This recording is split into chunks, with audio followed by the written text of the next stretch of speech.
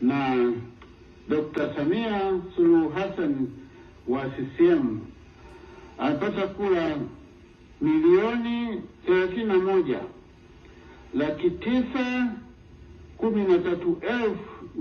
1,913,866 sawa na 97.66.